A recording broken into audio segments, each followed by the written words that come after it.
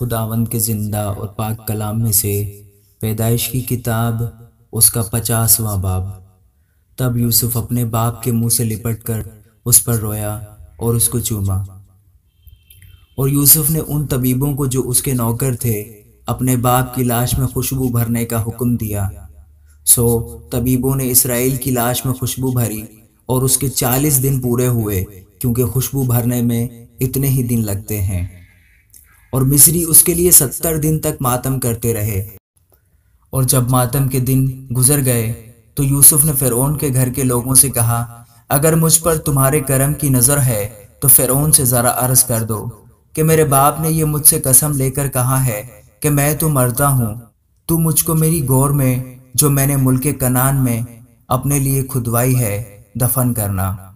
اس لیے ذرا مجھے اجازت دے کہ میں وہاں جا کر اپنے باپ کو دفن کروں اور میں لوٹ کر آ جاؤں گا۔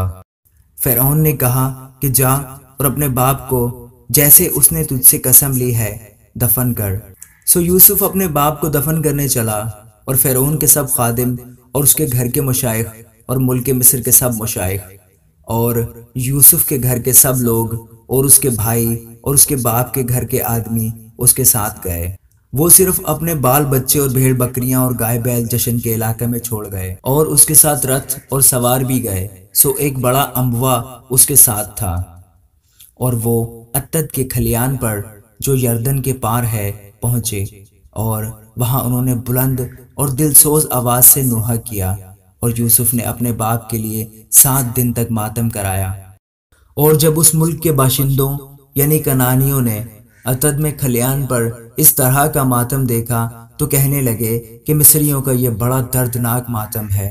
سو وہ جگہ ابیل مصرعیم کہلائی، اور وہ یردن کے پار ہے۔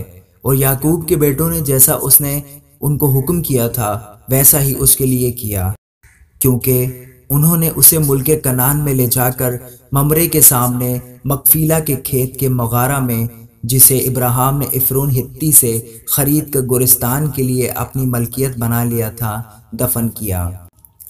اور یوسف اپنے باپ کو دفن کر کے اپنے بھائیوں اور ان کے ساتھ جو اس کے باپ کو دفن کرنے کے لیے اس کے ساتھ گئے تھے مصر کو لوٹا۔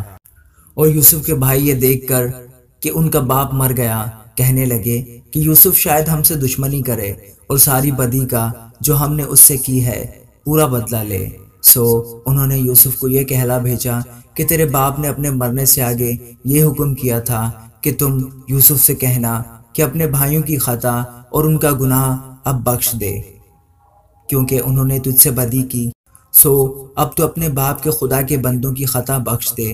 اور یوسف ان کی یہ باتیں سن کر رویا، اور اس کے بھائیوں نے خود بھی اس کے سامنے جا کر اپنے سر ٹیک دیے اور کہا، دیکھ ہم تیرے خادم ہیں۔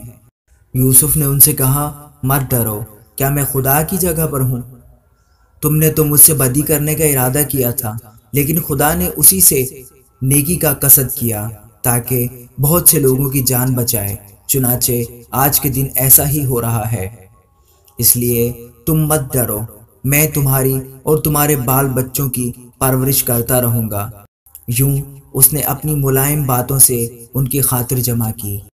اور یوسف اور اس کے باپ کے گھر کے لوگ مصر میں رہے، اور یوسف 110 برس جیتا رہا۔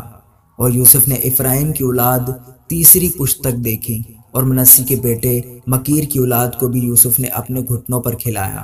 اور یوسف نے اپنے بھائیوں سے کہا، میں تو مرتا ہوں، اور خدا یقیناً تم کو یاد کرے گا اور تم کو اس ملک سے نکال کر اس ملک میں پہنچائے گا جس کے دینے کی قسم اس نے ابراہیم اور اسحاق اور یعقوب سے کھائی تھی۔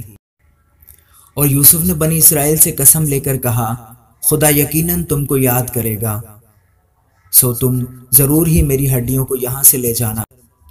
اور یوسف نے 110 برس کا ہو کر وفات پائی، اور انہوں نے اس کی لاش میں خوشبو بھری اور اسے مصر ہی میں تابوت میں رکھا۔